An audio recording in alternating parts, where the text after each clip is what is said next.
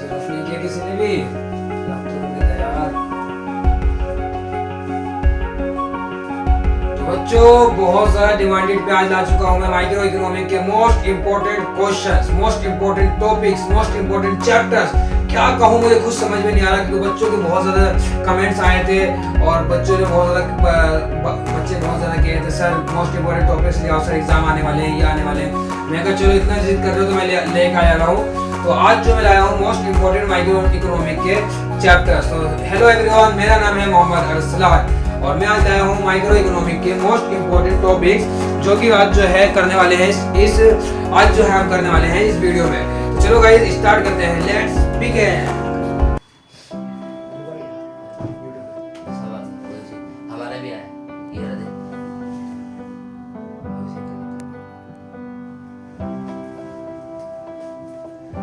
तो गाइस मैं आ चुका हूँ स्क्रीन पे और जो है मैंने ये रहा मेरे सारे इंपॉर्टेंट टॉपिक्स लिखे हुए हैं इसमें, और मैं यहाँ पे आपको पॉइंट टू पॉइंट समझाते चले जाऊंगा कौन कौन सा इंपॉर्टेंट है, कौन कौन से चैप्टर्स इंपॉर्टेंट है, मैं आपको यहाँ पे पॉइंट टू पॉइंट समझाऊंगा। सबसे पहले हम चलते हैं चैप्टर नंबर 1 पे, ठीक है। तो नंबर 1 पे आता है हमारा सेंट्रल टेंडेंसी। सेंट्रल टेंडेंसी में सबसे इम्पोर्टेंट जो है हमारा वो है पीपीसी स्लो, पीपीसी स्लो, या फिर हमारा शॉप एमआरटी। ये क्वेश्चन आ सकता है, या फिर और मैं आपको ऑप्शन बना के आपको ये दे सकता है कि पीपीसी मूवमेंट। पीपीसी मूवमेंट क्या होता है आपको इस तरीके से दे सकता है। वैसे आपको जो है इसमें इंपॉर्टेंट टॉपिक बताऊंगा, मैं आपको ये नहीं समझाऊंगा कि पीपीसी क्या होता है, पीपीसी स्लो, पीपीसी मूवमेंट, ये सब कुछ भी नहीं समझाऊंगा ना, वीडियो बहुत ज़्यादा लंबा हो जाएगा। आप जो है ये पॉइंट टू पॉइंट चैप्टर जब पढ़ेंगे तो आपको जब ये टॉपिक्स आएगा तो उसको आप ध्यान से समझेंगे तो आपको ऑटोमेटिक ये टॉपिक्स समझ में आ जाएगा। तो चैप्टर नंबर 1 जो है इतना ही इंपॉर्टेंट है, बस यही आ सकता है। 4 नंबर आते हैं क्वेश्चन, ज़्यादा से ज़्यादा क्वेश्चन आएगा तो। और नंबर 2 में जो आएगा आपका वो आता है consumer equilibrium. Chapter number 2 consumer equilibrium. Consumer equilibrium में सबसे पहले आता है आपका relationship between TU and MU. तो हम यहाँ पे जो है रिलेशनशिप बताएंगे, relation between TU and MU, our AC into MC, TP and AP and MP। इन सब की जो है रिलेशनशिप सबसे जरूरी मैं आपको बताता हूँ। जहाँ भी रिलेशनशिप आ जाए या फिर डिफरेंट बिटवीन आ जाए कि आपको डिफरेंस करना है इन दोनों के बीच में, जैसे यहाँ पे रिलेशन बताएं या फिर डिफरेंस बताएं सेम होता है।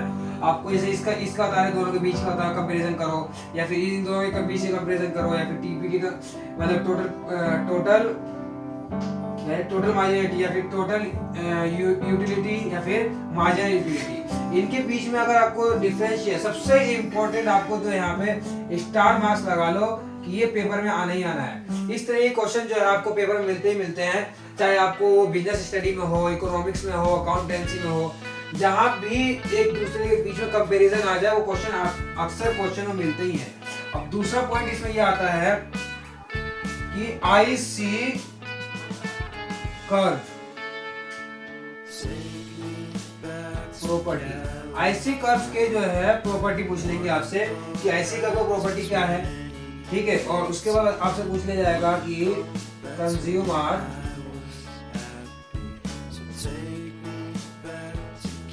इक्विलिब्रियम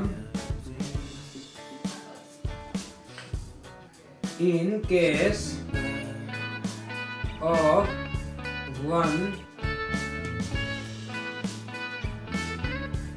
commodity consumer, जिसमें ये कुछ इस तरीके से था, P X is equal to MUX। इस तरीके का फॉर्मूला था। आपको जो है consumer equilibrium in case of one commodity आपसे ये पूछ लिया जाएगा। इस चैप्टर में जो है आपको 3 टॉपिक्स है जो कि आपको इम्पोर्टेंट है, आप इस चैप्टर में आने वाला है। तो 2 चैप्टर बता दिया, इसे जो है मैं रफ कर देता हूँ, या स्क्रीनशॉट ले लो। 2 चैप्टर ये रहा, और बाकी मैं चैप्टर रफ करके अगले में लिखवा दे रहा हूँ, इस जगह नहीं है अपने पे मैं आपको बताऊँ। उसके बाद चैप्टर नंबर 3 आपको बताऊंगा। 3 में क्या इंपॉर्टेंट है जो कि आपको आ सकता है पेपर में। तो चैप्टर नंबर 3 में आता है हमारा theory of demand and elasticity. तो यहाँ पे थ्योरी लिखा देता हूँ, theory of demand and elasticity.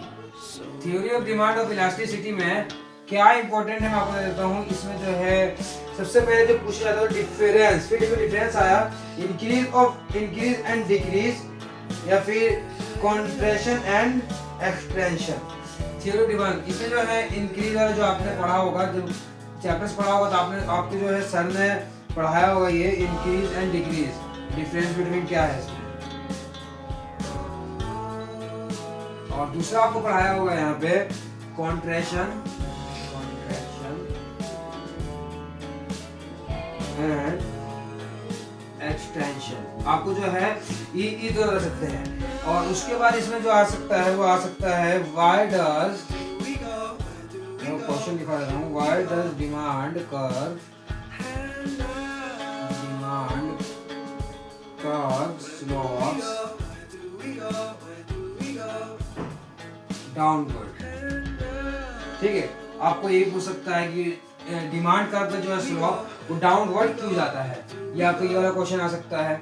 उसके बाद से आता है न्यूमेरिकल्स। अभी थ्योरी हो गया, अब आते हैं हम न्यूमेरिकल्स पार्ट्स में। न्यूमेरिकल्स में से इसमें क्या आ सकता है, तो न्यूमेरिकल्स में सबसे इंपॉर्टेंट तो इसमें 2 पार्ट 2 तरीके से आ सकते हैं। एक तो प्रोपोर्शन वाला या फिर टोटल आउट यूटिलिटी। जिसमें प्रोपोर्शनल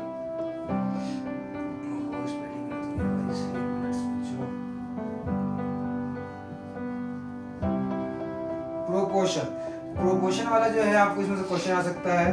और जो है टोटल आउटलेट, जो टोटल आउटलेट का कुछ फॉर्मूले हैं उसमें से भी आ सकते हैं। तो आप जो है इसमें ज्यादातर जो है 3 चैप्टर्स में थ्योरी के क्वेश्चन से आते हैं। ज्यादातर के माइक्रो इकोनॉमिक्स में शायद थ्योरी है, थ्योरी से क्वेश्चन आएंगे। तो अब चैप्टर नंबर 3 में तो ये 3 टॉपिक्स हैं। और इसमें जो आप ये भी कर सकते हैं, डिमांड है तो अब इसमें जो है सप्लाई, आल्सो सप्लाई, इसमें जो है सप्लाई वाले चैप्टर से भी क्वेश्चन इसी तरीके से बनते हैं। जो सप्लाई का चैप्टर है उसमें से भी आपको इसी तरीके से क्वेश्चन इसमें मिलेंगे, है ना। इस वाले में तो नहीं होता, ये तो सिर्फ डिमांड के लिए है।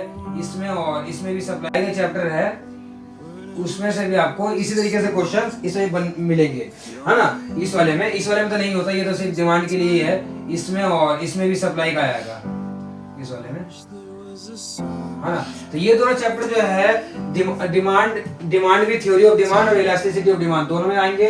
और सप्लाई वाले क्वेश्चंस में भी ये दोनों आते हैं। ठीक है, अब आते हैं हम चैप्टर नंबर 4 पे, जो कि है हमारा production.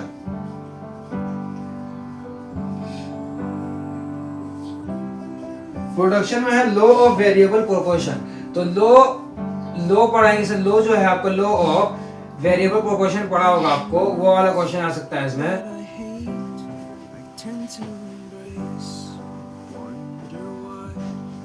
Law of variable proportion, जो कि इसमें से क्वेश्चन आ सकता है। और जो है producer equilibrium MC is equal to MR, MC must origin. इस तरीके से क्वेश्चन जो है आपको प्रोडक्शन में आ सकता है। प्रोडक्शन इतना इंपॉर्टेंट नहीं है, ज्यादा क्वेश्चन नहीं आता है इसमें से।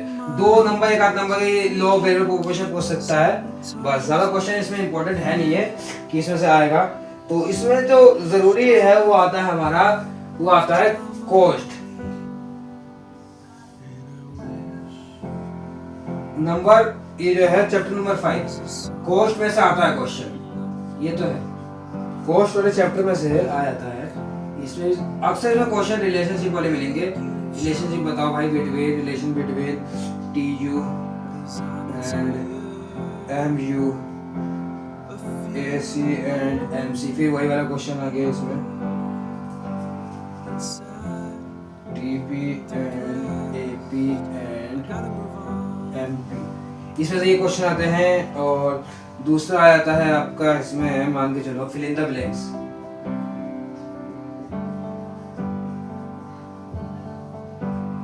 फिर इन द ब्लैंक्स वाले क्वेश्चन आ जाते हैं। इसमें जो है पूल होल टेबल आएगा, जो आपको टेबल बनाने को आएगा होल टेबल आएगा।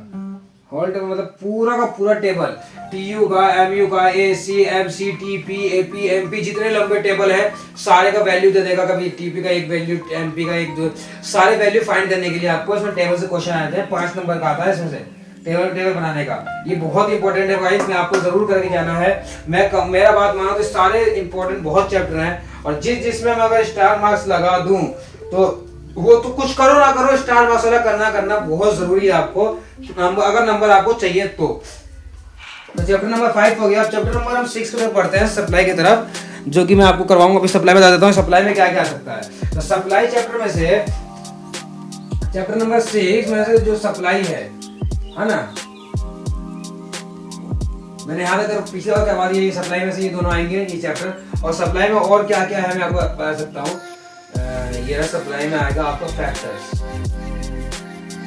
फैक्टर्स इफेक्टिंग ऑफ सप्लाई, है ना, factors affecting elasticity of supply, ये वाला क्वेश्चन आ सकता है।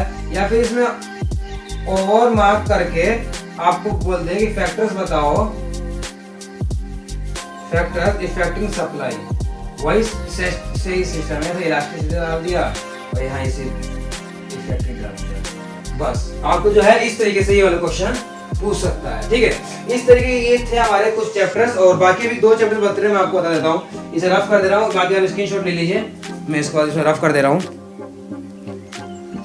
हाँ चलो गाइस, मैं इसे रफ कर देता हूँ।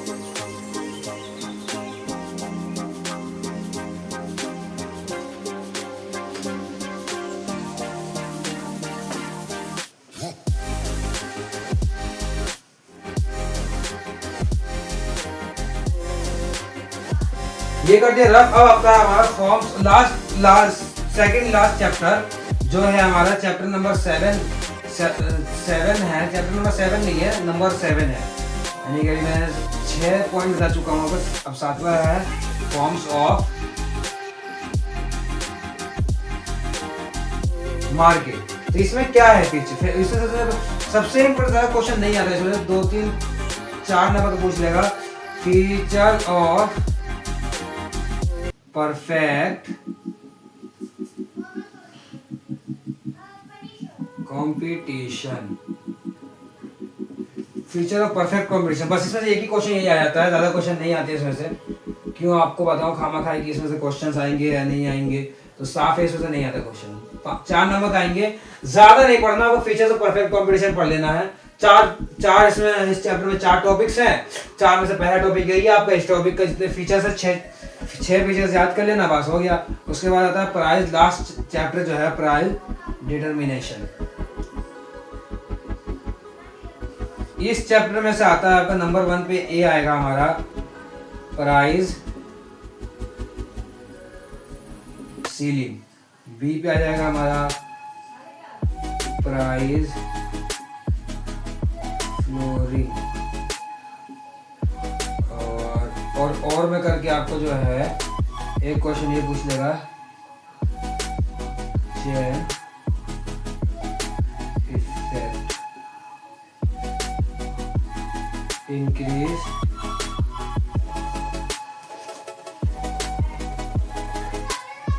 Demand change